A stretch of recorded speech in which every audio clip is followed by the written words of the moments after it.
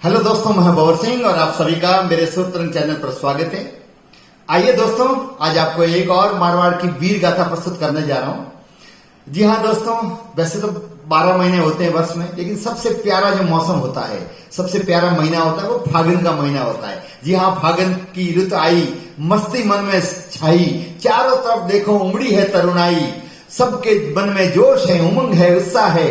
वृक्षों के पत्ते गिर गए, नई कूपल आ रही है ढोल की थाप पर और छाम की थाप पर गेरिए गीत गा रहे हैं। होचार और होली का हुड़दंग मचा हुआ है। ऐसे के अंदर जब गेरिए ये गाते हैं हमारे नौजवान गांवों के अंदर कि जोर जी छौपावत घोड़ा बाजारों में खड़िया रे, बाजारों में खड़िया ने दरवाजा जड़िया रे कि जोर जी छौपावत। ये जब हमारे यहाँ का लोकप्रिय फागुन का गीत निश्चित तौर पे हमारे अंदर सुनने के बाद में जोश का संचार होता है। लेकिन दोस्तों, जब मैंने ये जानना चाहा कि कितने लोग जानते हैं कि जोरजी चौपावत कौन था, मेरी भी बचपन में बहुत जिज्ञासा थी, तो मुझे जान करके बड़ी हैरानी हुई कि बहुत कम लोगों को पता है कि जोरजी चौपावत थे कौन। हाँ, इतना जरूर जानते हैं कि जो थे वीर योद्धा, लेकिन वो कौन थे, क्या थे, इसके बारे में किसी को पता नहीं। तो दोस्तों आइए, मैं आज आपको जोरजी चौपावत के बारे में पूरा इतिहास बताता हूँ, उनकी गौरव गाथा सुनाता हूँ, जिनको सुनकर के आपको बहुत फक्र महसूस होगा। दोस्तों, जोरजी चौपावत का जन्म कसारी गांव जो नागौर जिले में वहां पर हुआ था। कसारी गांव के निवासी थे, वहीं के वो जागीरदार थे। कसारी जो जावल से मात्र 10 किलोमीटर दूर है। यहीं पर उनके गांव में उनकी आज भी छतरी बनी हुई है। सदा से शीश झुकाने के लिए जाते हैं, और जाए क्यों नहीं, ऐसा पराक्रमी वीर योद्धा सदियों के बाद में होता है।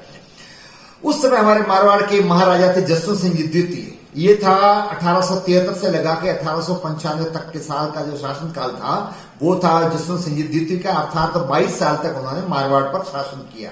और ये जो घटना मैं आपको प्रस्तुत करने जा रहा हूं जोरजी चौपावत की, ये 1890 की बात है।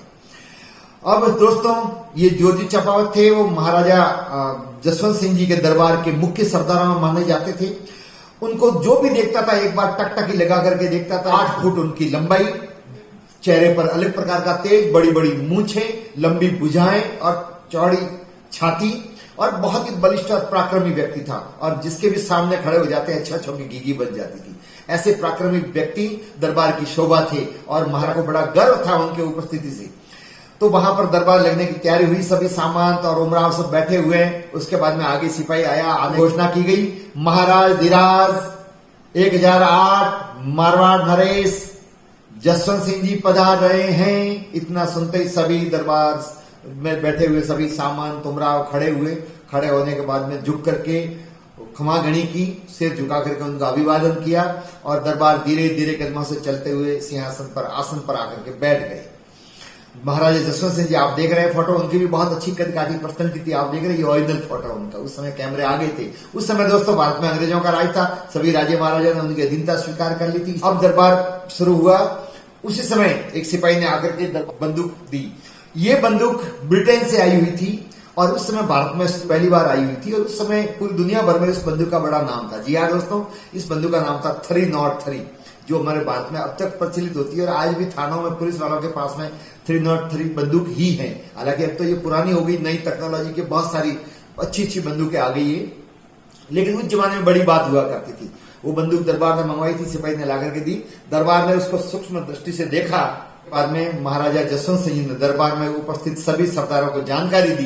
बड़े खुशी खुशी उस दिन महाराजा बहुत प्रसन्न नजर आ रहे थे। उनके आनंद पर बहुत ही प्रसन्नता का भाव था।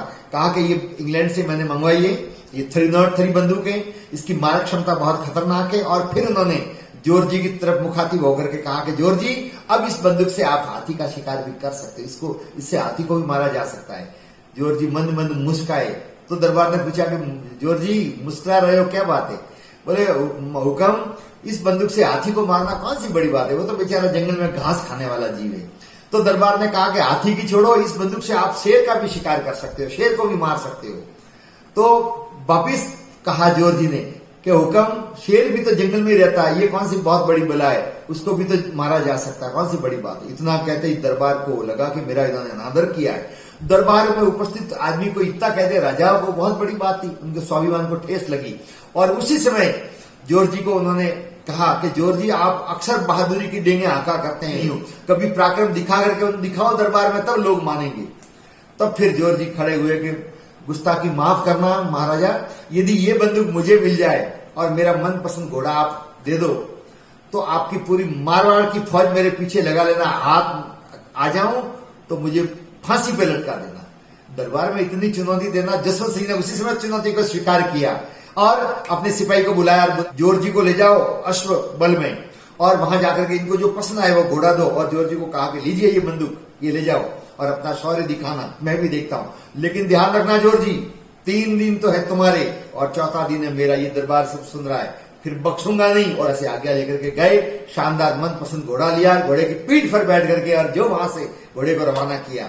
और फिर ओशिया गए, ओशिया को लूटा। ओशिया के महाजन बहुत प्रसिद्ध थे, ओशिया के महाजनों को लूटा। उसके बाद में फलौदी में लूटा और आसपास के जो एरिया था वहां बड़े बड़े व्यापारियों के वहां डकैती डालनी शुरू कर दी, धन दौलत लूट करके। और वो खुद एक पैसा भी नहीं रखते थे, क्योंकि उन्होंने तो केवल उस बात के लिए, अपने मूंछ का सवाल था, इस कारण से उनको तो ये करना था। और जो भी धन आता था और सुबह गरीबों को बांट देते थे। एक गरीबों के अंदर जोर जी बहुत लोकप्रिय होने लगे तो व्यापारियों में खौफ पैदा हो गया। 3 दिन तो क्या 10 दिन लग गए, लेकिन जोर जी को कोई पकड़ नहीं पाया। इधर पूरी मारवाड़ की फौज लगा दी दरबार में पकड़ने के लिए, अलग अलग टोलियां इधर क्षेत्रों में जाने लगी, लेकिन जोर जी किसी के हाथ आए नहीं। और लूट के समाचार मिले, वहां जाए तो जोर जी वहां से गए।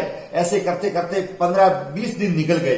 इधर हाहाकार मच गया, व्यापारी सभी दरबार के पास में हाजिर हुए, कहा कि महाराजा ये क्या हो रहा है, ये जोर जी ने इतना आचंक मचा रखा है, इतना आतंक मचा रखा है, हमारी धन संपदा लूट दी, हमारा रहना मुश्किल हो गया, हम तो मारवाड़ छोड़ करके चले जाएंगे। व्यापारियों ने जब ये कहा कि हम मारवाड़ छोड़ के चले जाएंगे तो उस जमाने में बहुत बड़ी बात हुआ करती थी। इस समय दरबार ने आसपास के रियासत के जो राजा महाराजा थे उनकी सहायता मांगी, उनके भी वहां से सिपाही आए, लेकिन वो भी पकड़ नहीं पाए। उस दौरान उनके लिए दोहा लिखा गया कि चापा थारी चाल औरों ने आवे नहीं और 52 रजवाड़ा लार तू हाथ आवे नहीं। ऐसे करते करते 1 महीना निकल गया।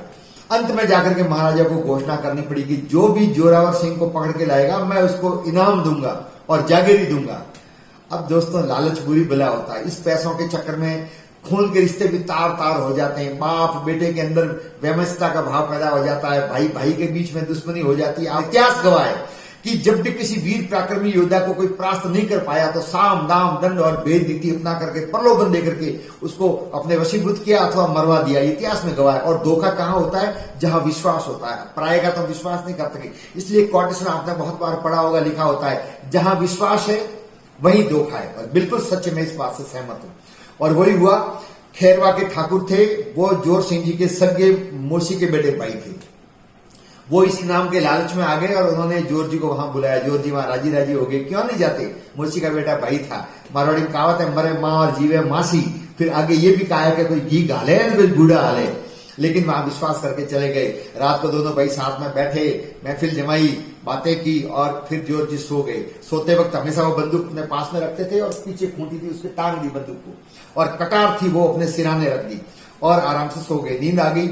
इधर उनकी योजना थी उनको पकड़ने की, उन्होंने सिपाहियों को तैयार कर रखा था कि किसी भी हालत में आज जोर जी का काम तमाम करना है। सबसे पहले एक सिपाही को भेज करके जो बंदूक खूंटी टंगी हुई थी वहां से हटवा करके अंदर रखवा दी। फिर जो उनका घोड़ा था बंधा हुआ, उस घोड़े को भी पोड़ के बाहर परकोटे से बाहर बांध दिया। घोड़ा दोस्तों बहुत ही देव को तुल्य जीव होता है। इस घोड़े के बलबूते पर अनेक वीरों ने हमारे ये बड़े बड़े युद्ध जीते हैं। महाराणा प्रताप का नाम लेते हैं तो प्रातः स्मरणीय उनके साथ में हम चेतक को भी याद करते हैं, दुनिया में याद किया जाता है। अमर सिंह राठौड़ ने 36 फीट ऊपर से जब घोड़ा कूदा करके वहां से सलावत खां का सर काट करके आगरा के किले से आए तो उस घोड़े ने उनकी लाज बचाई। एक से एक बड़े योद्धा हुए जिन्होंने घोड़ों पर, घोड़ा बहुत ही वफादार होता है और कोई भी अनहोनी का पहले से आभास हो जाता है। तो घोड़ा जोर जोर से ही निनाने लगा। ये आवाज जैसे ही जोर जी के कानों में पड़ी, खुली आंख खुलते उन्होंने सबसे पहले अपनी बंदूक संभाली, देखा तो खूंटी पर बंदूक नहीं। तब उनको तुरंत आभास हो गया मेरे साथ में विश्वासघात हुआ है। उसी समय अपने भाई को उन्होंने ललकारा, कहा अरे मैं तो तुझे भाई, तू मेरा गद्दारी की, मेरी बंदूक कहाँ है, ला करके दे। ये आवाज सुनते ही सिपाही तैयार ही बैठे थे। खैरवा के ठाकुर ने कहा कि अब देर मत करो, सिपाहियों को भेजा। उसी समय उनके बीच में द्वंद्व हुआ। जोर जी ने कटार से अपने पास की कटार निकाली, नंगी कटार लेकर के टूट पड़े और 10 जने थे सिपाही, 10 को वहीं पर खात्मा किया। ये दृश्य देख करके खैरवा के ठाकुर कांपने लगे थर-थर। उनको पता लग गया कि अब मौत की बारी मेरी है, साक्षात मेरे सामने मौत खड़ी है। तो उन्होंने अपनी बंदूक ली, बंदूक लेकर के और उनके पीठ के पीछे उन्होंने फायर किया। बंदूक के फायर लगते ही जोर जी घायल हो गए, लेकिन गिरने से पहले वही कटार लेकर के चीते की तरह झपटते अपने भाई पर। खैरवा का ठाकुर ठीक पीछे की तरफ था, मुड़ करके और उसे वार किया, धड़ाधड़ 2-4 वार किए उस कटार के, और अपने भाई जो खैरवा का था उसका वहीं पर काम तमाम किया और उसके बाद में स्वयं ने अपना रक्त को इकट्ठा किया और पिंड दान किया। कहते हैं दोस्तों उस जमाने में वीर गति प्राप्त होते थे रणभूमि में और घायल होने वाला वीर योद्धा स्वयं अपने हाथों से अपना पिंड दान करता था तो उसको स्वर्ग की प्राप्ति होती थी, ऐसी हमारी मान्यता है। और वहीं पर वो वीर गति को प्राप्त हो गए। फिर उनका जो पार्थिव शरीर था वो उनके गांव खैरवा लेकर के आया गया और वहीं पर उनका अंतिम संस्कार किया गया। जब तक ये समाचार पहुंचे जसवंत सिंह जी तक तो जसवंत सिंह जी का कहते हैं आंखें नम हो गई, उनको बहुत पश्चाताप हुआ कि मैंने बहुत गलत कर दिया, ऐसे पराक्रमी योद्धा को इस छोटी सी बात के लिए व्यर्थ में खोया। और ये भी कहा कि मैंने तो उनको पकड़ने के लिए लाने के लिए कहा था, मारने के लिए थोड़ा ही कहा था, लेकिन उनको पश्चाताप हुआ। लेकिन दोस्तों अब पछताए होत क्या जब चिड़िया चुग गई खेत जो। लेकिन दोस्तों राजस्थान के मारवाड़ के जनमानस के हृदय में हमेशा के लिए ज्योति स्थापित हो गए। आज लोग सरदार सरोवर को याद ही नहीं करते बल्कि उनकी वीरता के गीत गाए जाते हैं, सम्मान के साथ में उनकी बातें करते हैं, उनके किस्से सुनाते हैं। जी हाँ दोस्तों, तो ये थे ज्योति चंपावत वीर योद्धा। सुनकर के आपको निश्चित तौर पर बड़ा फक्र महसूस हुआ होगा। तो दोस्तों आपको ये वीर गाथा कैसी लगी? आप वीडियो को लाइक करें, शेयर जरूर करें, कमेंट्स आपके सबके आने चाहिए, बहुत सारे भेज रहे हैं। हमारे जोधपुर से महेंद्र सिंह जी बहुत बढ़िया कमेंट्स भेज रहे हैं और भी बहुत सारे लोग हैं जो नियमित रूप से वीडियो देख करके मुझे प्रोत्साहित करते हैं, उनका भी बहुत बहुत धन्यवाद। और आप भी कमेंट्स करें और अब तक यदि मेरे चैनल को आपने सब्सक्राइब नहीं किया है तो मेरे चैनल को बेल बजा करके सभी का ऑप्शन चुन करके और सब्सक्राइब करें ताकि आप तक सीधा वीडियो पहुंच सके। कल एक और गौरव गाथा के साथ में आपके सामने प्रस्तुत होगा, तब तक के लिए आप सबका बहुत बहुत धन्यवाद। जय हिंद।